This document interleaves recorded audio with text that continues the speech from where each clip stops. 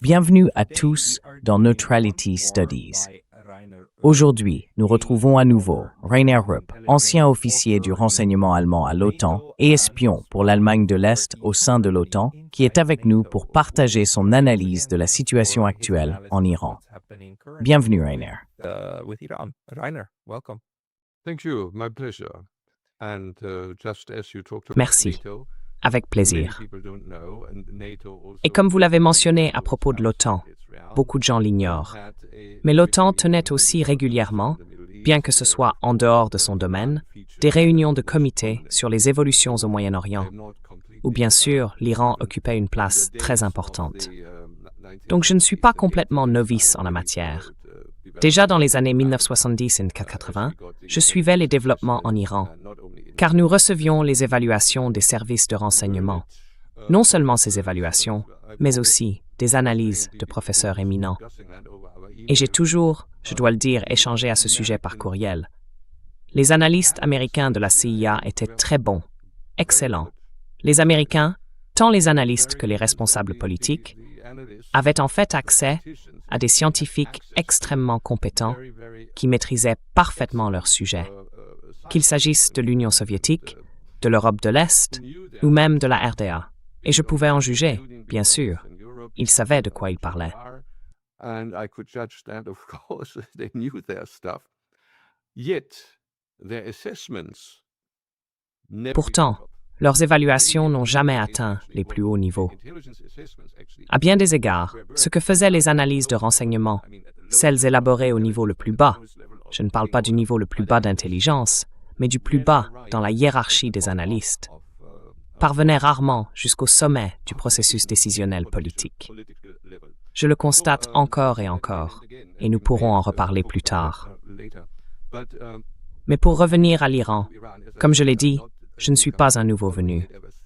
Je le suis depuis tout ce temps, et je me suis également familiarisé avec son histoire et ses traditions. C'est un peuple d'une force immense, bien qu'il soit composé de diverses nationalités, les Perses constituant la majorité. With the Persians being a majority, but it is similar to the situation in Russia. Mais c'est similaire à la situation en Russie. Quand on demande à quelqu'un, par exemple en Bashkiri, où j'ai passé une quinzaine de jours il y a quelque temps, on demande à un musulman « Qui êtes-vous » et il répond « Je suis russe, puis je suis bashkir, et ensuite je suis musulman. » Vous voyez dans cet ordre-là. Et ils étaient fiers d'être russes. J'ai constaté cela partout en Russie. Malheureusement, je ne suis jamais allé en Iran moi-même. Je suis probablement trop âgé pour le faire maintenant. Mais j'ai beaucoup lu à ce sujet. Et je sais qu'ils ont aussi ce sens de la résistance. Ce sont des chiites, un peu comparables aux catholiques, bien que dans une version moins marquée. En allemand, on appelle cela Opferbereitschaft.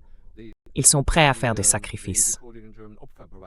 They are prepared to bring sacrifices and even their own life to sacrifice for the community. Et même leur propre vie, à sacrifier pour la communauté.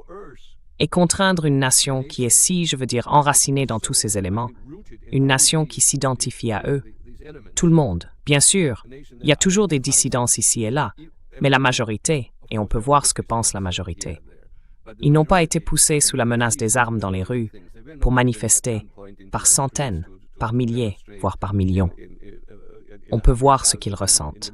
Et penser qu'on pourrait les contraindre à s'agenouiller et à accepter une injonction étrangère, c'est insensé. Ça l'est. C'est complètement insensé. Et si l'on remonte aux années 90, les Américains avaient déjà été 2 fois dans cette situation, en 2007 et en 2012. Tu m'avais fait remarquer cela pendant que je... Had already been twice in this situation, 2007 and 2012. You made They that had point to me a two while ago. aircraft Harrier. Sorry, because you made the point in a Désolé, parce que vous aviez déjà fait ce point lors d'une interview que nous avons réalisée en décembre, et vous aviez souligné que ce n'était pas la première fois, ni même la deuxième, c'est la troisième, n'est-ce pas? Les États-Unis envoient à nouveau leurs porte-avions là-bas, et ce serait insensé de le faire maintenant. Pourriez-vous simplement répéter cela et nous réexpliquer la situation?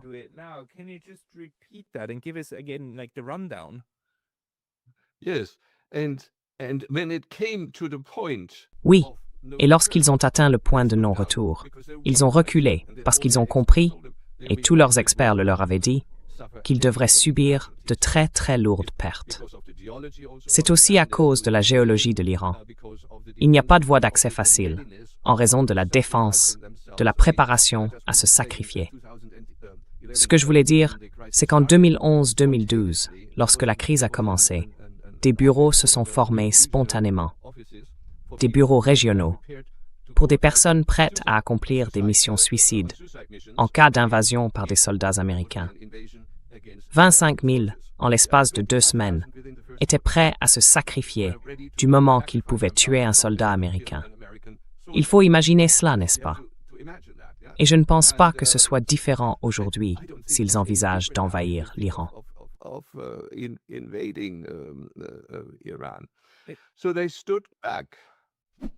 Alors ils ont pris du recul. Très courte intermission parce que j'ai récemment été banni de YouTube.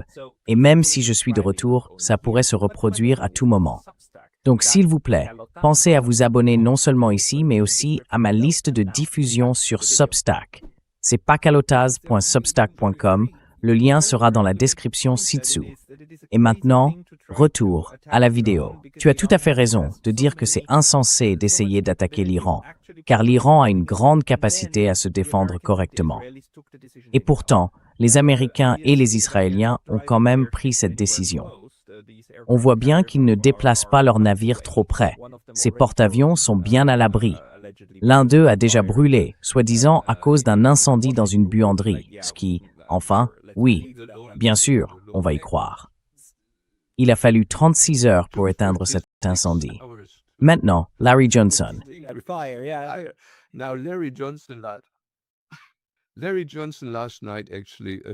Larry Johnson a en fait montré hier soir dans son émission, que j'ai regardée jusqu'à la fin, une photographie du porte-avions désormais sorti du quai. Et cet incendie avait littéralement traversé l'acier, le faisant fondre et tout le reste. Cela devait être une véritable catastrophe, un violent incendie de buanderie.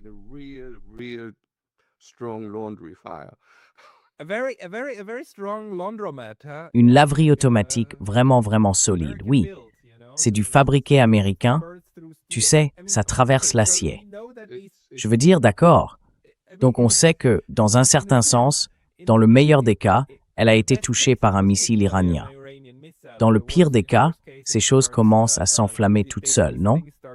Donc les Iraniens n'ont même pas besoin de la frapper. Mais qu'est-ce que cela nous dit de l'état de préparation des États-Unis à s'engager dans quelque chose comme ça?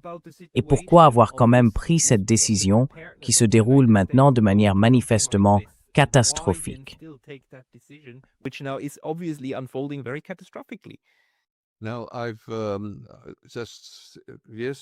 Hier encore, je lisais un article dans Foreign Affairs, et ils en viennent à la même conclusion que nous.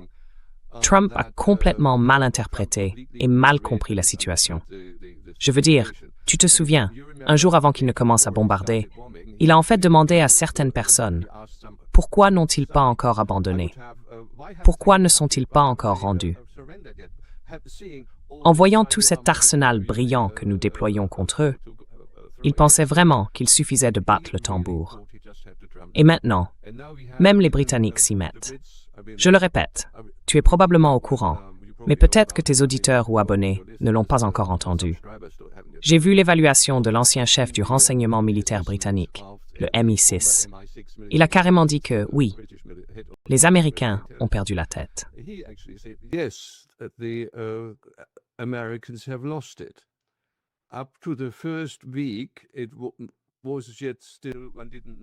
Jusqu'à la première semaine, c'était encore incertain. Mais après cela, les choses sont devenues claires. Ils avaient perdu et ils devaient se retirer au lieu d'en faire davantage. Nous avons en fait dit qu'il devrait déclarer la victoire et se retirer. Mais il a continué à en parler, car il doit aussi faire attention à ne pas frapper les Américains trop fort au menton. Mais même pour ces gens-là, c'est évident. Et le président allemand, hier, devant le Parlement, Vous en avez peut-être entendu parler. En réalité, ce qui est une sensation en Allemagne, accuser les Américains et les Israéliens de mener une guerre d'agression. Oui, bien joué. Bien sûr, ce matin, c'est la panique totale. Je veux dire, le président devrait rester en dehors de la politique, etc. Bref, revenons à l'Iran et au sujet sur lequel vous vouliez en savoir plus, la situation du gaz naturel.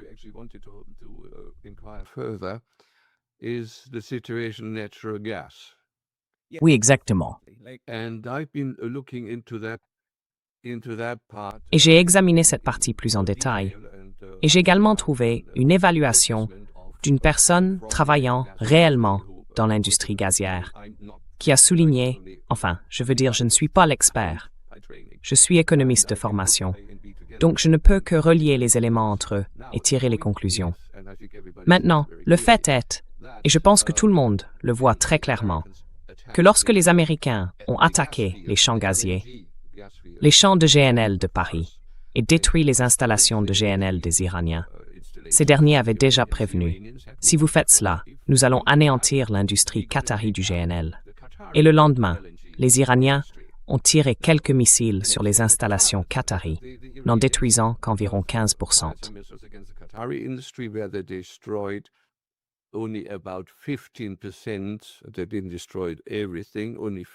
Ils n'ont pas tout détruit, seulement environ 15% de l'installation réelle de production de gaz. Mais plus important encore, ils ont détruit l'une des deux installations qatari de liquéfaction du gaz. Je veux dire, le gaz doit être liquéfié. Donc si l'une des deux est hors service, cela signifie que 50% des exportations disparaissent. Même si la production de gaz elle-même fonctionne encore, tout ce qu'on peut faire, c'est le brûler à la torche, non? Ainsi, en conséquence, et puisque le détroit d'Ormuz est de toute façon fermé, la situation est la suivante. Si l'on considère le marché mondial du gaz, le plus grand exportateur de GNL n'a traditionnellement pas été la Russie. Elle n'est qu'un nouvel arrivant sur ce marché, un véritable nouveau venu.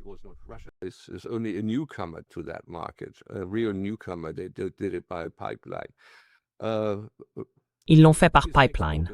Ainsi, le plus grand exportateur de GNL de loin était le Qatar, et le deuxième plus grand était les États-Unis. Ils se disputaient réellement la première place sur le marché mondial du GNL. Si l'on regarde la situation après l'attentat de Paris, on constate que soudainement, les Américains sont numéro 1. Ce sont les seuls qui peuvent réellement fournir du gaz naturel liquéfié maintenant. Le détroit d'Ormuz est fermé, et même s'il rouvre, ou rouvre pour certains pays, le gaz ne peut toujours pas passer. Peut-être un peu du Qatar, si les Qataris se montrent coopératifs, mais cela signifie tout de même que les Américains dominent désormais ce marché.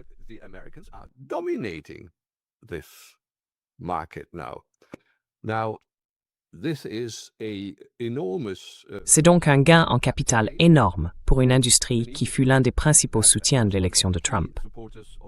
Les autres étaient les industries de l'armement. Or, ces deux secteurs ont déjà réalisé des profits considérables au cours des 2 ou 3 premières semaines de la guerre. L'industrie de l'armement, de toute façon, que l'Amérique perde ou gagne toujours de l'argent. Et l'industrie gazière, bien sûr, verra ses bénéfices doubler, voire tripler. La question est donc la suivante. Cette attaque contre l'installation gazière iranienne était-elle une attaque préméditée contre l'Iran, destinée à éliminer le Qatar comme concurrent?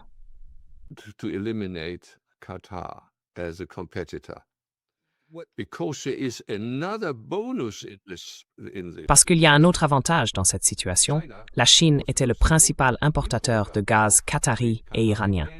Donc maintenant, la Chine a toujours besoin de GNL. Où va-t-elle s'en procurer? La Russie ne peut pas aider, pas pour le GNL. Elle devra donc s'adresser aux Américains. Cela donne évidemment aux Américains un avantage géopolitique très fort, au moins à court et moyen terme. Ce qui pourrait aussi être l'une des raisons pour lesquelles les Chinois restent relativement discrets dans leur condamnation de l'opération américaine au Moyen-Orient contre l'Iran. Ce qu'ils font, sans que tout le monde le sache, est une autre affaire.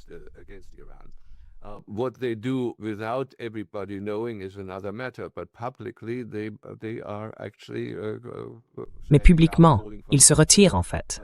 appelant tout le monde à déposer les armes, etc. Ce qui est de mon point de vue absolument idiot. Demandez à l'Iran maintenant, alors qu'il a l'avantage sur le tyran, d'arrêter de le punir. Ce n'est pas, et les Iraniens sont très clairs. Ils disent non, cela ne nous intéresse pas. Ils l'ont encore répété hier. Pas de discussion, pas de cessez-le-feu. Nous avons nos exigences, et l'une d'elles est de rendre le Moyen-Orient libre de toute présence américaine, se débarrasser de toutes les bases. Parce que la seule façon pour l'Iran d'être en sécurité, c'est qu'il n'y ait plus de bases américaines. For Iran to be safe is no more US bases. Yeah, and right before this discussion, So they can't be stabbed in the back. Ainsi, ils ne peuvent plus être poignardés dans le dos. Juste avant cette discussion avec vous, j'ai parlé à Mohammad Marandi, à Téhéran, et il a dit exactement cela. Je veux dire, la demande est assez claire. Les Américains doivent partir. Des réparations doivent être payées. Et en fait, un troisième point est que leurs alliés dans la région doivent être impliqués. Ils ne veulent pas qu'Israël prenne tout le sud du Liban. Ce genre de choses doit aussi cesser. Donc, ils disent que ce sont les conditions pour que nous arrêtions la guerre que vous avez commencée. La question cependant, et je lui ai aussi posé cette question, n'est-ce pas en réalité jouer le jeu des Américains? À cause de cela, les Américains profitent désormais pleinement des avantages du GNL.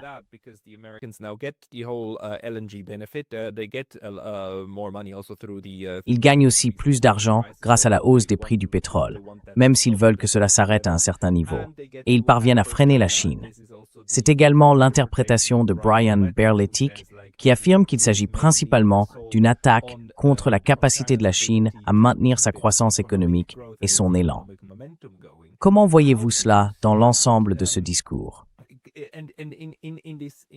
Donc, les Américains n'attaquent pas seulement l'Iran. Ils jettent aussi tout le Golfe sous le bus, n'est-ce pas?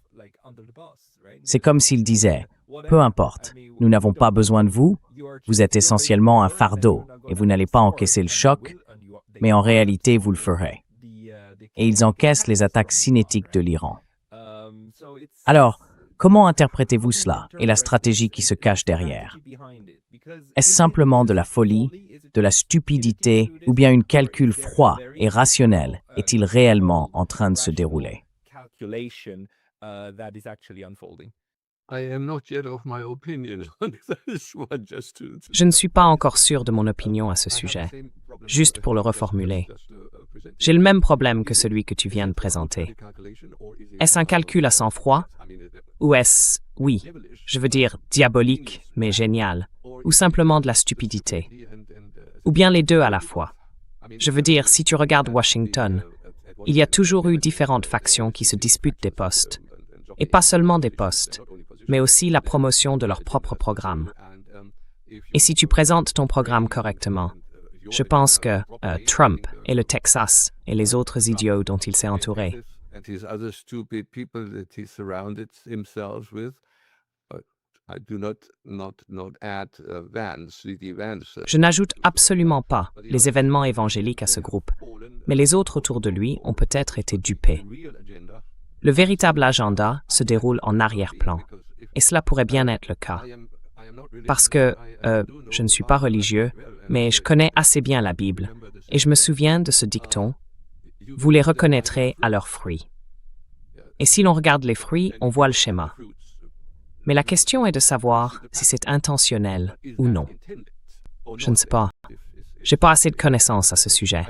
I haven't got enough knowledge about it. And in terms of strategy, you know, Et en termes de stratégie, tu sais, il faut reconnaître à Donald Trump qu'il s'est rendu très habilement imprévisible. Le type pourrait larguer une bombe nucléaire sur l'Iran demain. Ce serait cohérent avec son personnage. Il pourrait se retirer, déclarer la victoire, puis se retirer à nouveau. Ce serait encore cohérent. En fait, il garde toutes les options ouvertes, du moins en ce qui concerne ce qui pourrait avoir du sens pour le pays et pour l'avenir, compte tenu de ce qu'il a déjà fait par le passé. Il a réussi à établir que tout ce qu'il a pu dire auparavant peut être immédiatement renversé. Et inversement, on peut faire à peu près n'importe quoi sous le soleil. Et en réalité, les médias l'acceptent, et le Congrès aussi.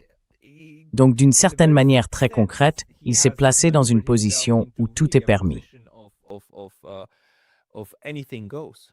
Yeah, well, again, I asked Oui. myself, and I Eh bien, even discussed it. Encore une fois, je me suis demandé, et j'en ai même discuté avec ma femme hier, si l'on regarde la politique américaine et que l'on voit qu'elle a même été abordée dans des documents politiques par le passé, l'usage et l'utilité de la théorie du fou.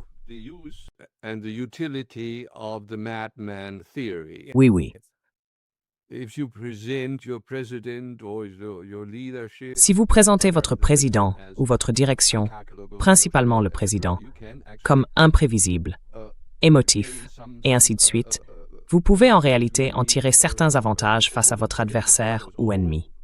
Parce que, vous savez, ils se diront « Oh, il faut faire attention, ce type est complètement irrationnel. » Maintenant, la question est, ce type, Trump, est-il vraiment irrationnel ou est-ce une partie de la mise en scène? Personnellement, je pense qu'il est en train de perdre la tête. J'en suis arrivé à cette conclusion il y a environ 1 an, quand la crise ukrainienne était encore en pleine ébullition, au moment où les Européens ont enfin compris que Trump répétait exactement ce que son dernier visiteur lui avait dit. his latest visitor told him.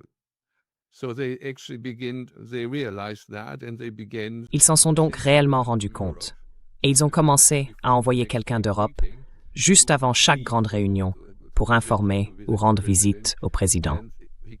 Et il est ressorti avec de nouveaux arguments, et ainsi de suite. Il les a acceptés et les a répétés, les positions des Européens, en oubliant complètement ce qui avait été discuté en Alaska, et ainsi de suite. C'est alors que je l'ai remarqué pour la première fois et que je me suis demandé, est-ce que ce comportement me rappelle quelque chose? Il ne fait que répéter ce qui s'est passé la veille. Et c'est l'un des signes de la maladie d'Alzheimer. Et, comme vous le savez, on dit que la seule bonne chose avec Alzheimer, c'est qu'on rencontre de nouvelles personnes chaque jour. The only good thing about Alzheimer is you meet new people every day. That's true, isn't it? The way he speaks And you have La façon dont il parle ne me rappelle pas encore vraiment celui-là. Mais l'une des questions, bien sûr, c'est de savoir s'il a la maladie d'Alzheimer ou non. Il faut une réponse à cela. Et il me semble que les Iraniens essayent de contrer cela par leur propre calculabilité. Je veux dire, aussi imprévisible que soit Trump, ils essayent d'être aussi prévisibles que possible en disant « Vous attaquez un champ gazier, nous attaquons un champ gazier. Vous attaquez une centrale nucléaire, nous attaquons une centrale nucléaire. Vous détruisez une ville, nous détruisons une ville. Point. Alors arrêtez d'essayer, parce que vous savez exactement ce qui va arriver. N'est-ce pas celui-là? Yeah. Yeah, Ouais. Ouais. En gros, la politique des Iraniens maintenant, c'est que peu importe ce que Trump dit, ils s'en fichent complètement. Ils vont faire ce qu'ils veulent. C'est comme ça que je le vois. That is how I see it. Right. And there's just really just one thing Exactement. strikes me as Et tu sais, il y a vraiment une chose qui me paraît étrange quand on pense au président comme étant peut-être vraiment fou. Ce sont les messages qu'il publie sur Truth Social. Ses commentaires donnent l'impression qu'il les invente complètement sur le moment, et tout ça. Mais ils ne contiennent pas de fautes d'écriture ni d'orthographe, ce qui me fait penser qu'ils ont au moins été relus d'une manière ou d'une autre. Mais à mon avis, plus probablement, ils sont en réalité le produit de l'équipe Trump, plusieurs personnes qui les rédigent ensemble. Parce que, encore une fois, il faisait déjà ça au début sur Twitter pendant son premier mandat, et ses vrais tweets, ceux qu'il envoyait depuis son téléphone, étaient pleins de fautes. Et maintenant, ils ont disparu. Donc quelque chose a changé. Peut-être qu'il les dicte. C'est vrai, l'IA. Maybe he speaks into it. True. AI. That is C'est ça, l'IA. Quoi? Oui. Oui. Si tu lui parles, elle se corrige elle-même. Correction automatique. Et si c'est corrigé par une intelligence artificielle, c'est grammaticalement et orthographiquement correct. Je ne l'ai pas encore essayé, mais je suis assez sûr que ça fonctionnerait. Mais au fond, ce n'est pas vraiment pertinent pour savoir s'il est fou ou non, parce que mon point sur le président américain et son pouvoir a toujours été, depuis des décennies, le même. Je donnais souvent cet exemple dans mes discours. Si Mère Teresa, tu t'en souviens peut-être, elle a été canonisée, Mère Teresa qui était en Inde pour aider l'Église catholique, si Mère Teresa, par miracle, devenait présidente des États-Unis, je demandais alors, est-ce que quelque chose changerait dans la politique étrangère américaine?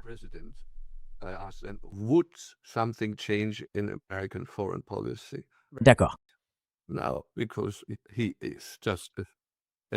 Maintenant, comme il n'est qu'une figure de proue, il ne fera rien. Je veux dire, on l'a bien vu pendant son premier mandat.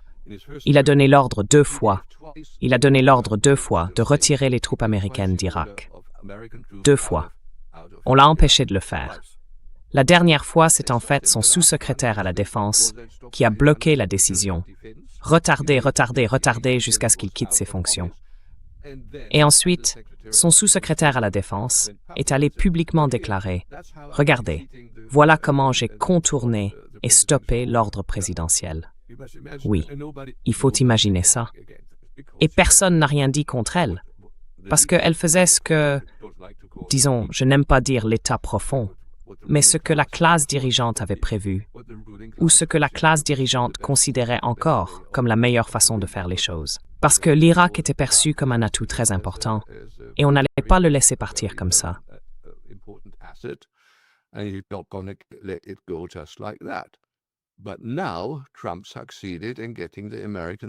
Mais maintenant, Trump a réussi à faire sortir les Américains d'Irak. Tu as peut-être suivi la situation? L'ont-ils vraiment fait? D'ailleurs, l'OTAN aussi. Je veux dire, les Français sont partis, les Britanniques sont partis, un autre pays européen, je crois les Polonais aussi, ils sont tous sortis d'Irak. Les Français ont été touchés par un missile iranien sur leur base franco-kurde commune, puis ils sont rentrés chez eux. Et je ne sais pas quoi d'autre. Les Américains ont fait la bêtise de bombarder la, force de mobilisation chiite, qui est intégrée à l'armée irakienne, l'armée régulière. Et bien sûr, par la corruption et la coercition, le gouvernement irakien est encore considéré comme pro-américain, mais maintenant, il leur est très difficile de continuer à l'être.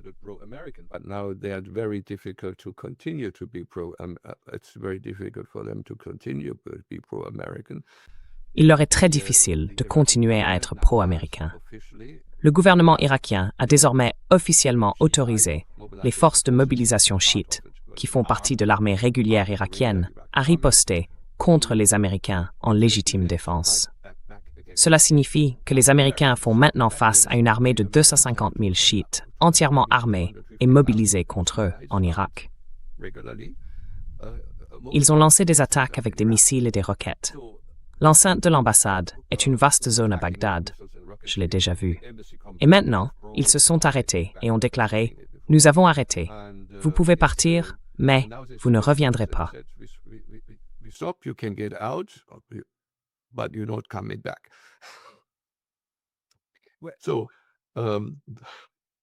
Alors, c'était quand ça? Parce que si je me souviens bien, il y a environ 2 ou 3 ans, le Parlement irakien a adopté une loi demandant aux Américains de partir. Et les Américains ne l'ont tout simplement jamais fait. Ils ont juste ignoré la demande. Donc, penses-tu que les Américains sont maintenant expulsés d'Irak pour de bon? Ou combien de soldats restent encore? Et combien de membres de la CIA? Et ainsi de suite.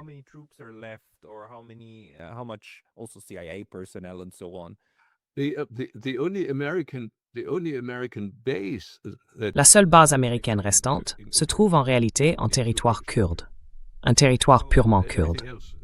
Tout le reste, c'est simplement l'ambassade. Puis l'ambassade a proposé à, j'ai oublié le nom, mais c'est quelque chose comme la force de mobilisation, une milice chiite intégrée à l'armée. L'ambassade américaine leur a donné un ultimatum disant « Soit vous partez, soit nous commençons à bombarder. »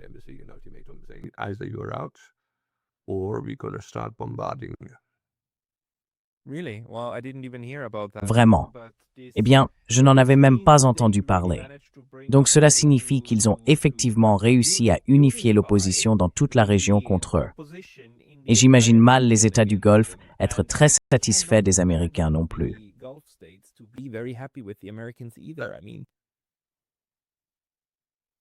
No, no, no. But even Non, non, non. amongst the Gulf states, Mais même parmi les États du Golfe, ils ne sont pas unis dans leur position sur l'Iran.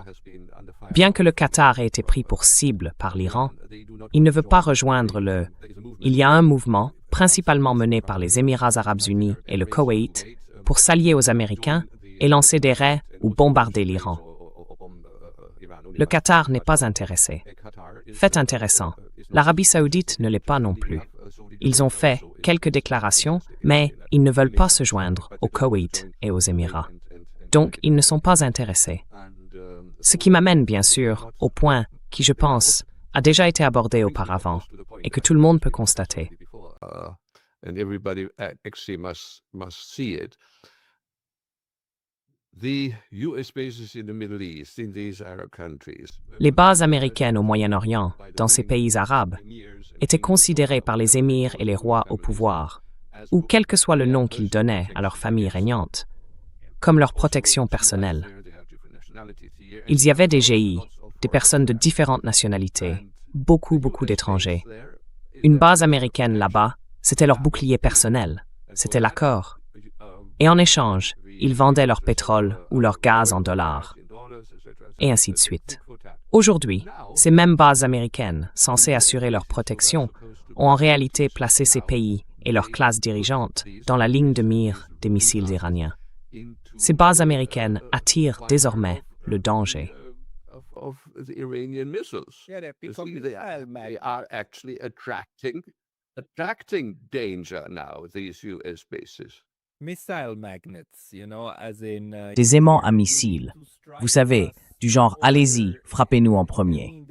Je veux dire, cela doit forcément conduire à une remise en question complète de toute la logique sécuritaire dans la région. Tout autre scénario me semble inconcevable. Absolument. Le seul point que Mohamed Marandi a soulevé, c'est que les bases américaines ne servent pas seulement de protection contre les menaces extérieures. Elles assurent aussi une protection intérieure. Elles sont destinées à protéger les monarchies contre leur propre population. Et c'est sans doute un bourbier difficile à résoudre.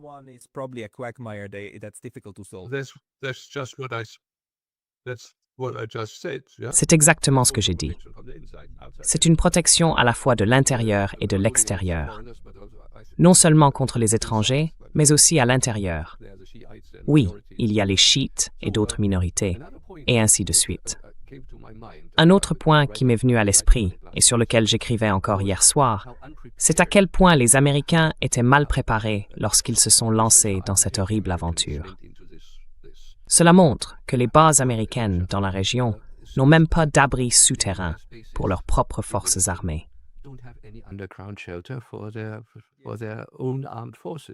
Oui,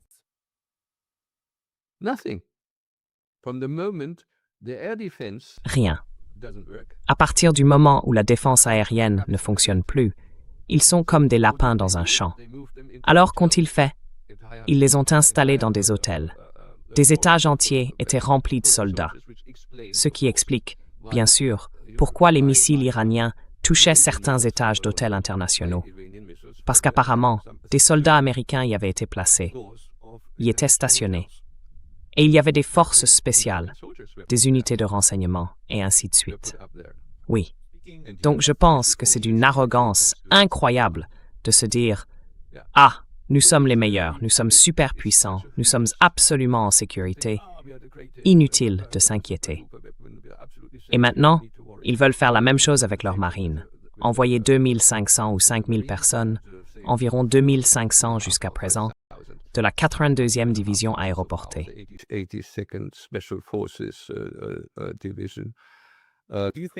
Tu penses qu'ils vont le faire? Que peut-on faire là-bas? Quoi? Tu crois vraiment qu'ils vont le faire? Envoyer réellement des troupes? Ouais, d'après.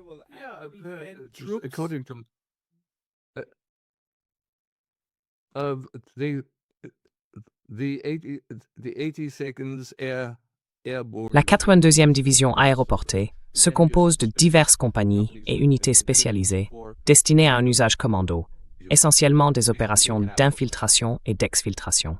Ce n'est donc pas une force de combat au sens traditionnel, pas une force terrestre. Et ils sont hautement entraînés pour ce type de mission, comme lorsqu'ils sont allés au Venezuela pour capturer Maduro et sa femme. Apparemment, d'après mes informations, ils sont déjà arrivés, en partie en Jordanie et en partie en Israël. Alors quoi? Par avion cargo. Et comment seront-ils utilisés? Je veux dire, on peut imaginer que ce ne sera pas pour une opération terrestre à proprement parler, pas une invasion, mais probablement pour des opérations de commando dans, je ne sais pas. Enfin, ils parlent d'aller chercher l'uranium, mais ce serait extrêmement dangereux à mon avis. Because if we That would talk, be highly dangerous, I would think. it would be super dangerous. And on the one Ce hand, serait if extrêmement we try dangereux. to take an Et vous island, savez, then d'un côté, these si vous essayez de prendre une île, alors ces troupes seraient simplement, encore une fois, comme des lapins dans un champ sur cette île.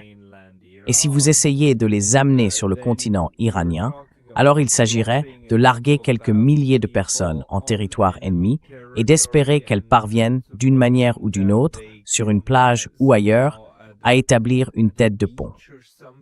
Je veux dire, cela semble encore plus insensé que le reste de ce qui se passait. even more insane than the rest that was going on, which just keeps me wondering. I mean, Ce qui ne cesse de me faire réfléchir.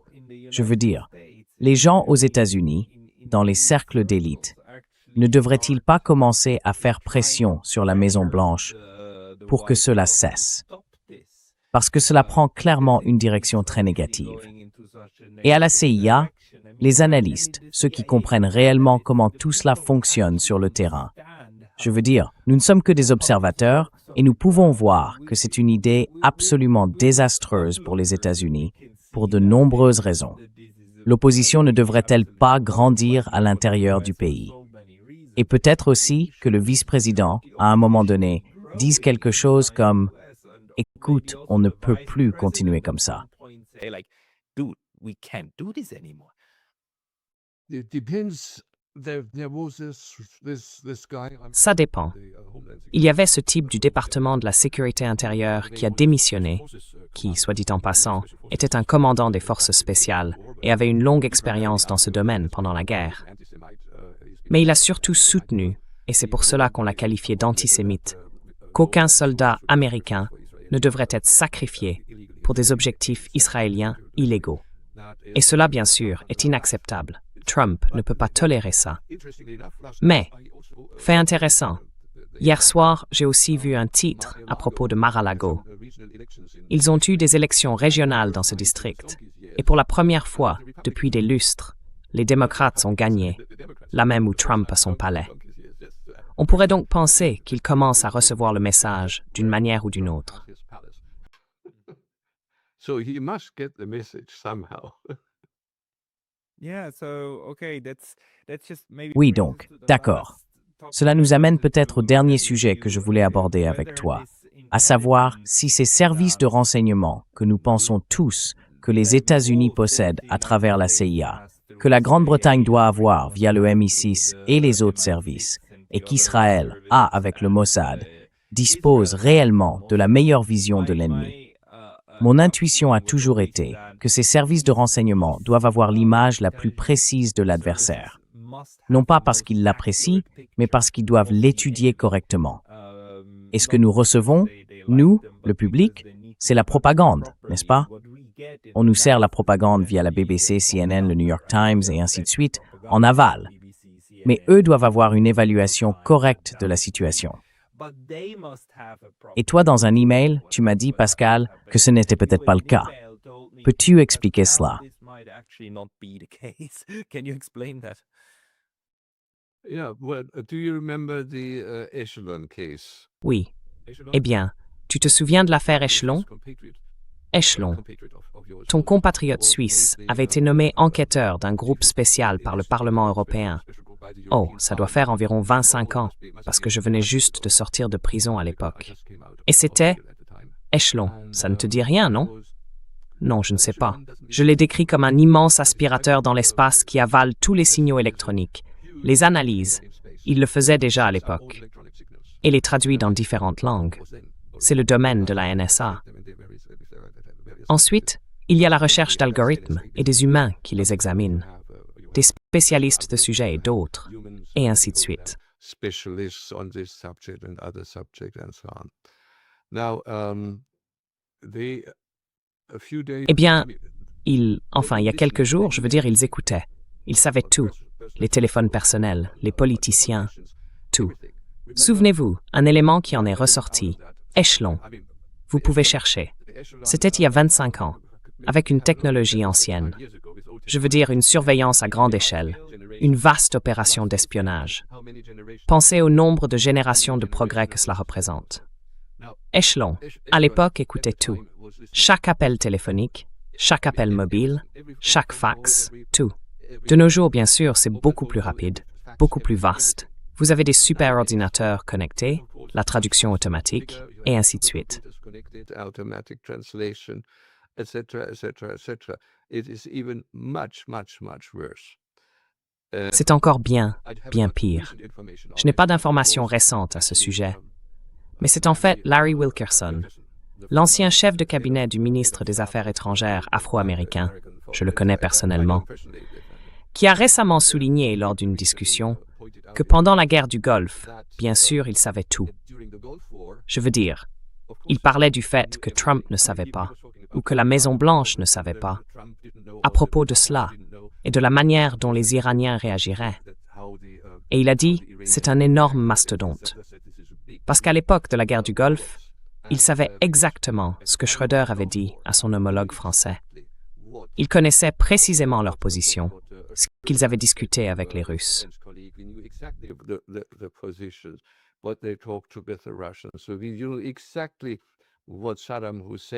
Nous savions donc exactement ce que Saddam Hussein avait dit.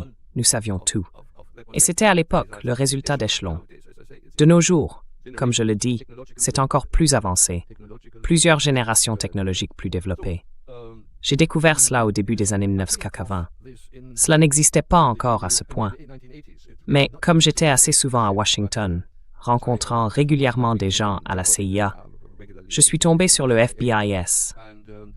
Ils étaient installés dans leur bureau. Il y avait toujours les brochures du FBIS. Non, FBIS signifiait Foreign Broadcast Information Service, et elle portait la mention réservée à un usage officiel.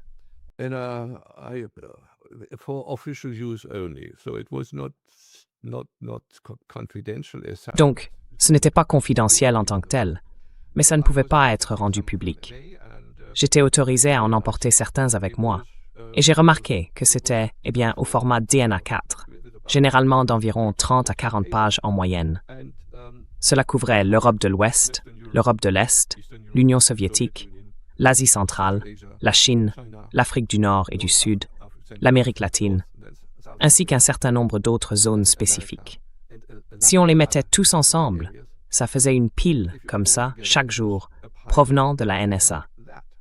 Et même à cette époque, ils écoutaient déjà. Je veux dire, c'était à la fin des années 1980. À l'époque, j'en ai reçu un sur le Japon, par exemple. Vous vous souvenez de la crise économique qui se développait au Japon à ce moment-là?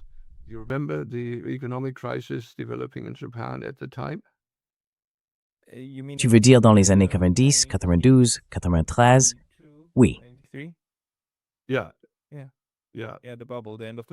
Oui, la bulle.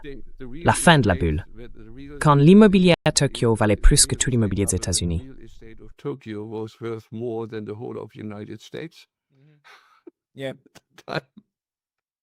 Il devait faire faillite après ça. À cette époque, les Européens admiraient encore le Japon pour tout. Et dans ce rapport de la NSA sur le Japon, je pouvais suivre exactement ce qu'un banquier avait dit à un autre banquier, et ainsi de suite. J'ai compris que cela ne pouvait pas bien se terminer, que tout allait s'effondrer. J'ai même parié avec un collègue de Lulu et Merwa que cela s'écroulerait pour une caisse de champagne, et j'ai gagné. C'était ce genre d'informations, bien sûr, sur l'économie, la défense, la politique, les politiciens, et ainsi de suite, pour chaque région. Alors j'ai demandé à mon ami de la CIA s'il pouvait m'ajouter à la liste de diffusion. et il l'a vraiment fait. Par l'intermédiaire de l'ambassade américaine auprès de l'OTAN, avec quelques jours de décalage, je recevais à chaque fois une pile de documents de ce genre sur mon bureau. Je les rangeais dans nos archives. C'est l'une des raisons pour lesquelles on me considérait toujours comme la personne la mieux informée de l'OTAN sur chaque région. Cela vous donne une idée de ce qui s'y passait.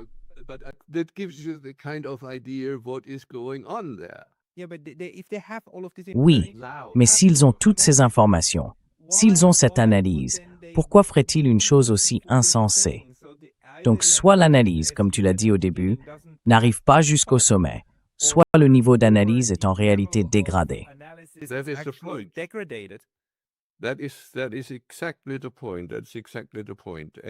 C'est exactement le propos. C'est précisément le propos. Peut-être qu'une autre fois, quand nous aurons un peu plus de temps, je pourrais te raconter en détail une histoire que j'ai vécue et qui illustre parfaitement ce point. Cela concerne l'OTAN, les États-Unis et les dépenses militaires soviétiques. Des dépenses militaires gonflées par la CIA, non pas par les analystes, mais par des personnes à des niveaux supérieurs. Les dépenses militaires soviétiques étaient alors considérées comme presque le double de celles des États-Unis et de l'Europe de l'OTAN. Pour en arriver là, ils ont utilisé toutes sortes de manipulations et d'astuces. C'était absolument idiot. Mais cela a servi à faire pression sur les pays de l'OTAN, à partir de 1969, pour qu'ils augmentent leurs dépenses militaires de 3%. Donc ce que nous avons vu récemment n'a rien de nouveau.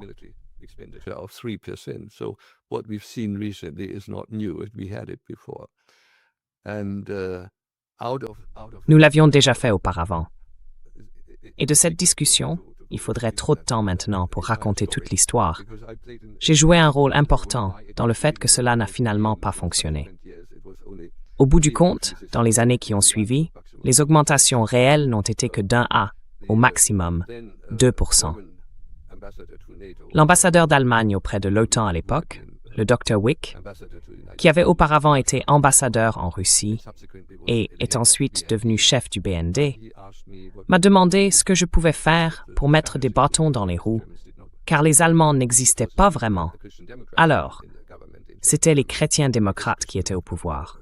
Et le gouvernement dirigé par les chrétiens démocrates n'était pas du tout favorable à la pression américaine, ni à l'intention d'investir davantage d'argent dans la défense.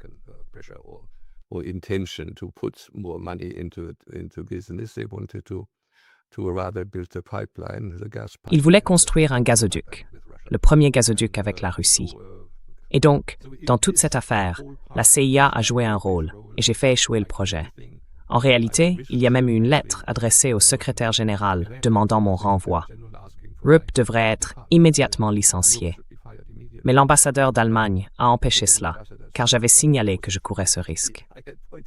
Puis, plus tard, lors d'une autre réunion dite d'experts avec la CIA et d'autres services de renseignement sur les dépenses militaires soviétiques, le chef de la délégation de la CIA, après la pause déjeuner, m'a pris à part et m'a dit « Monsieur Rupp, merci beaucoup. Nous essayons toujours de faire passer ce genre de choses, mais nos informations n'arrivent jamais jusqu'au sommet. Nos analyses n'arrivent jamais jusqu'au sommet. »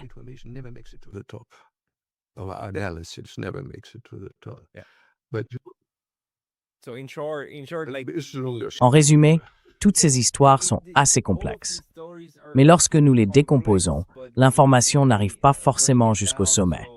Et même si c'est le cas, elle peut encore se heurter à une opposition idéologique, comme nous l'avons constaté.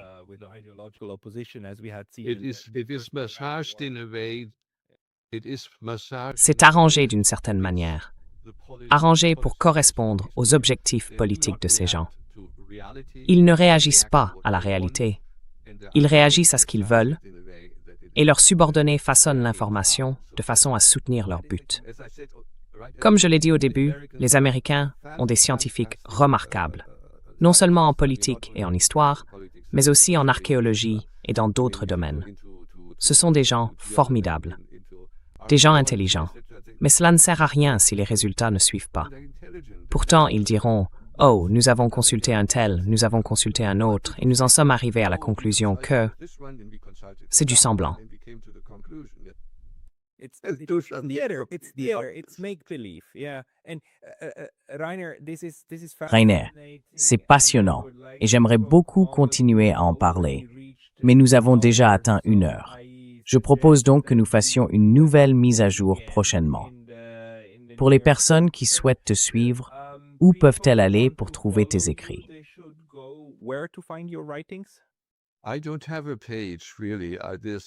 Je n'ai pas vraiment de page. Il y a quelqu'un d'autre qui rassemble mes articles en allemand.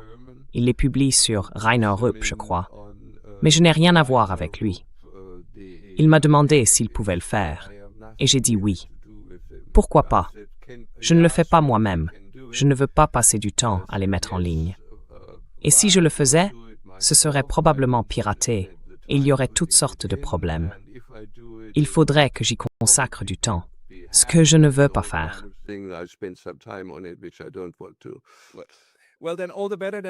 Eh bien, c'est encore mieux que vous ayez quelqu'un, un fan, un travail de fan, qui fasse cela pour vous. Rainer Rupp DE. Et à tous, restez à l'écoute pour plus d'informations de la part de Rainer dans un avenir proche sur cette chaîne. Rainer Rupp, merci beaucoup pour votre temps aujourd'hui.